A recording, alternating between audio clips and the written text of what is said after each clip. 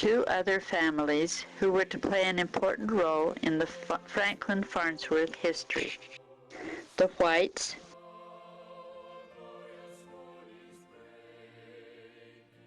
and the Burtons.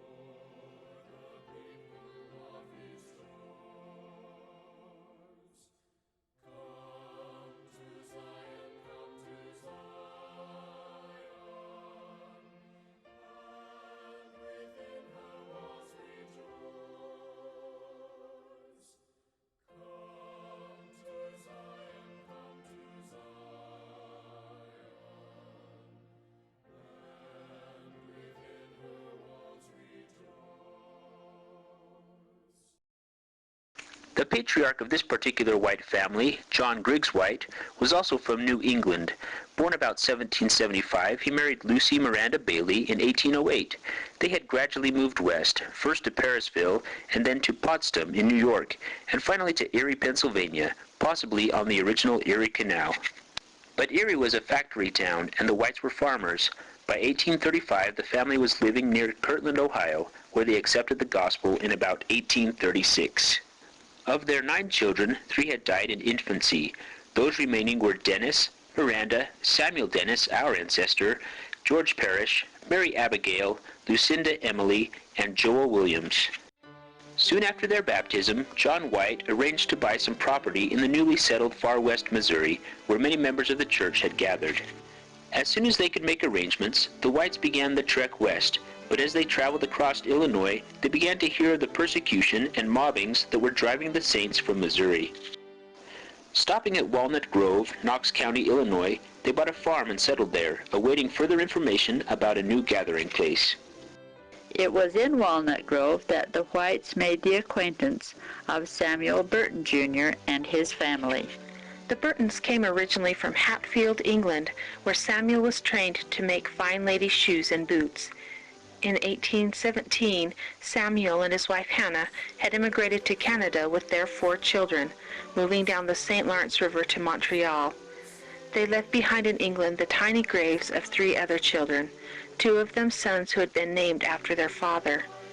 Was it the restless spirit of the times following the Louisiana Purchase in 1803 and the War of 1812, or divine guidance that led them westward into the United States, where Mary Hannah was born in 1818 in Pulteneyville, New York, back into Canada, where John was born and died, and then to Amherstburg, West Canada, where Robert Taylor Burton was born.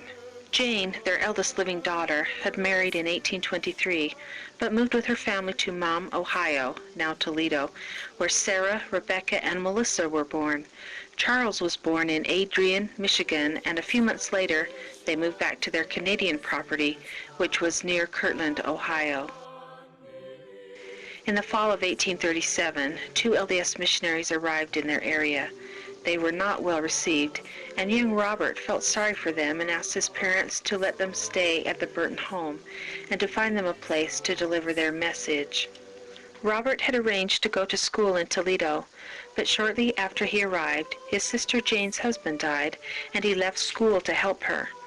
During his absence, the family at home accepted baptism into the Church of Jesus Christ of Latter-day Saints.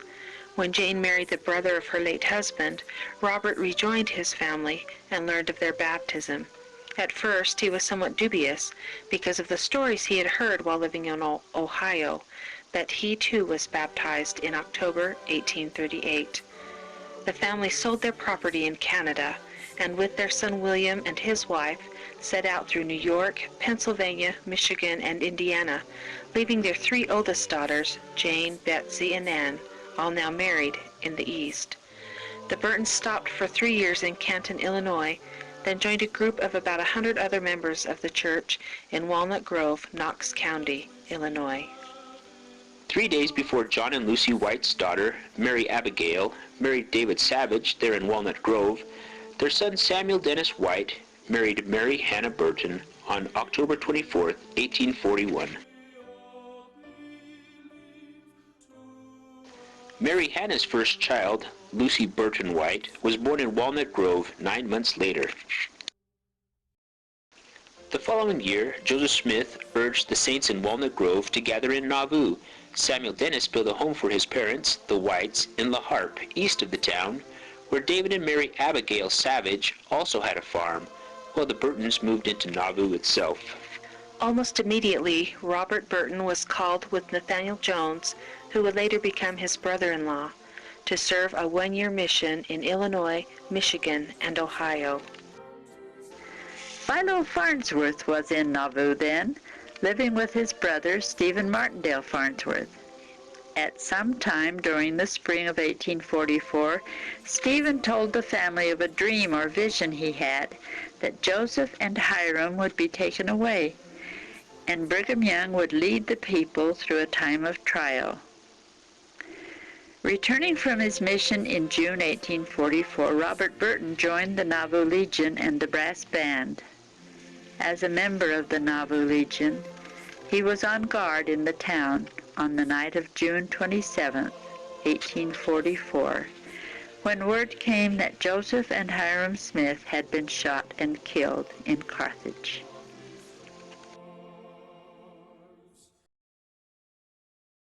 This was not totally unexpected. Samuel White's brother, Joel, told of having heard the prophet Joseph say, "I have the church fully organized now, and I shall roll it off my shoulders onto the shoulders of the 12 apostles, should I be taken. Should they all be taken, it will fall upon the shoulders of the 70s, but that will never be." John Griggs White, who was now a high priest, was among those permitted to see the bodies of Joseph and Hiram Smith when they were returned to Nauvoo. For the first few months after the martyrdom, life was fairly quiet in Nauvoo. Many of the mobsters had fled, fearing reprisals from members of the Nauvoo Legion. They fully expected that with its leader gone, the church would soon disintegrate. It did not. In December 1844, Mary Hannah's second child, Samuel Orson White, was born in Nauvoo. Samuel Orson would one day be the father of Mary Ann White and father-in-law of Franklin Dewey Farnsworth. A month later, Robert Burton once again left on a mission, this time through central Illinois with Franklin Richard's brother, Samuel, seeking to calm the ill feelings in the area. Once the mobsters realized there would be no reprisals from the saints in Nauvoo, and when the community continued to grow as before, the raids and harassment were renewed. By September of 1845, it became evident to the leaders that the time had come to begin the long-anticipated movement westward. A pact was signed with state officials that the saints would be out of Nauvoo as early the following spring as there was grass to feed the livestock as they traveled. Brigham Young, as senior apostle, issued a list of supplies needed by each family to sustain them for a year, by which time they hoped and expected to be in their new home in the West. The sounds of blacksmith and carpenter rang out through the city as every effort was put forth to prepare for the move. Work on the temple continued also. The capstone had been laid in 1845, but the inside was not yet finished. Before his martyrdom, Joseph Smith had instructed some of the apostles in the endowment ceremony in the upstairs room of his store, and by January of 1846, some rooms in the temple were dedicated where members could receive their own endowments. Samuel Dennis White and Mary Hannah received theirs on the 12th of January. Samuel's parents, John Griggs and Lucy White, on the 17th, and Samuel and Hannah Shipley Burton were endowed and sealed on the 6th of February, 1846. Almost as soon as they received their endowments, the three families loaded their belongings into wagons and crossed to the camp Brigham Young had set up at Sugar Creek, 9 miles west of Montrose. Samuel Dennis White's family and his parents crossed on February 6th. The Samuel Burton Jr. family followed 5 days later. Family tradition says on the ice, and there are several journals that agree. Andrew Jensen's church history records the freeze as February 25th, 2 weeks after they crossed. Records agree, however, that the snow at the Sugar Creek camp was 18 inches deep, and had to be scraped away before tents could be set up. The supplies Brigham Young had recommended were enough food for one family for a year, but during the last 2 weeks of February, some 800 men and their families reported at Sugar Creek, some without more than a fortnight's provision. Those who had shared with those who lacked, and some wagons returned several times to Nauvoo for additional food, clothing, and bedding. With the beginning of March, the group of 400 wagons began moving westward, making about 5 miles each day. This seems little compared to today's traveling 75 miles per hour on the freeway, but many a troop of scouts at winter camp have learned that 5 miles can be a long, cold, wet trek. At first it was the snow and ice that made life so miserable. When that melted, travel was even more difficult. The clay was slippery going up and slippery going down, and at the bottom was the mud. Sometimes the wagons would be so deeply embedded that 2 teams or more would be needed to pull them loose. Occasionally a wagon would have to be partly unloaded until the swale was passed. Life wasn't all miserable, though. The brass band was invited to give concerts in some of the communities they passed, which added to their meager funds. By April 25th, the main group was setting up a camp at Garden Grove, about halfway across Iowa. This would be one of the main gathering points during the ensuing months. Mary Hannah's parents moved on with the main group. Her brothers, Robert and William, were sometimes sent ahead to help set up camp. When they arrived in Mount Pisgah, they learned that the Army was trying to raise a force of 500 men to help in the war with Mexico. Brigham Young said it would mean a sacrifice, yes, but would provide money to buy sorely needed supplies for the remaining saints. Nathaniel Jones, now Rebecca Burton's husband, decided to enlist in the Mormon Battalion, as did Melissa Burton's friend, William Corey. Melissa and William Corey were married 22nd of June, 1846. 4 days later, William enlisted, and Melissa volunteered to go along as a cook and laundress. She was one of the few women to walk all the way to San Diego. These 3 enlistees proved a great benefit to the battalion. Nathaniel was one of the few who dared defy Dr. Sanderson, whom the soldiers called Dr. Death, a man who insisted on treating anyone who became ill with chamomile and arsenic. William and Melissa Corey kept a journal which documented the trek for later historians. When the remainder of the Burton family reached Council Bluffs or Canesville in June 1846, it was already evident that the Saints would not be going to the Rocky Mountains that summer. Samuel Burton turned south to Lynn in Atchison County, Missouri, where he took land near the Missouri River and planted crops in the rich soil. With towns nearby, he knew he could find work as a cobbler to support his family through the winter. The White family traveled more slowly. John Griggs White, 14 years older than his wife, Lucy, was now 70 years old and sometimes had to ride in the wagon. Mary Hannah was expecting a 3rd child. Perhaps Samuel Dennis gained much of his experience as a teamster coaxing the teams and wagons through the spring mud. The family left Shoal Creek the end of April, but it was the 1st of September before they arrived in Garden Grove. By then there was quite a community of cabins and dugouts, and the Whites stayed for the winter. It was in Garden Grove that Mary Elizabeth White was born November 7, 1846. Back in Nauvoo, those who still lacked wagons and teams were trying to sell or barter their homes and farms. Philo was living with his brother Stephen Martindale and made his mark in history in a rather unusual way. Franklin D. Richards recorded in his journal for Sunday, February 22, 1846. I attended meeting at the temple, and while Brother B.L. Clapp was at prayer, the floor of the large room settled so as to frighten the congregation out of the house. Many of the windows were broken by the affrighted multitude. A Brother Philo T. Farnsworth leaped through the window and, falling on the ground, had one wrist joint dislocated and the other sprained.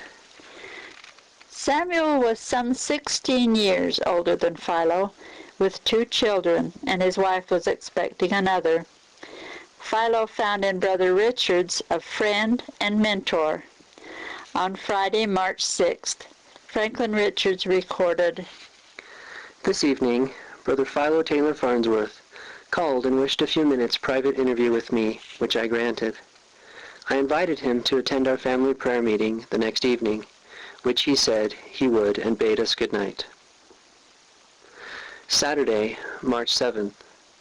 This evening, Philo declared his intention to be adopted to me and wished me to consider him my son. Sunday, March 8th. Philo called today and asked if he should take up his abode with us. I told him to do so, which he did. When Philo moved in on Monday, March 9th, he gave Brother Richards a purse containing $1.40 cash. Wednesday, March 11th. Philo began to labor with me on the temple, his wrists having got better. April 2nd, Thursday. Today I am 25 years old and feeling thankful that my life has been spared and that I have been the favored object of my Heavenly Father's kindness in nameless ways. The temple was dedicated in a private ceremony by Orson Hyde on April 30th, under the direction of Wilford Woodruff and Joseph Young, with a public dedication on May 1st, 2nd, and 3rd. Thursday, May 7th. I accompanied Philo to various stores in town and bought as many things as we could bring home in our arms: leather, sugar, broom, pail, and sundry other articles.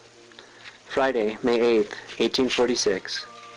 I accompanied Philo in Brother Israel Barlow's buggy to different stores and bought a bolt of cotton cloth, a sack of salt, and many smaller articles. Saturday, May 9th, 1846. Spent the evening at the temple learning the first rudiments of dancing taught by Brother Jesse K. Nichols Young.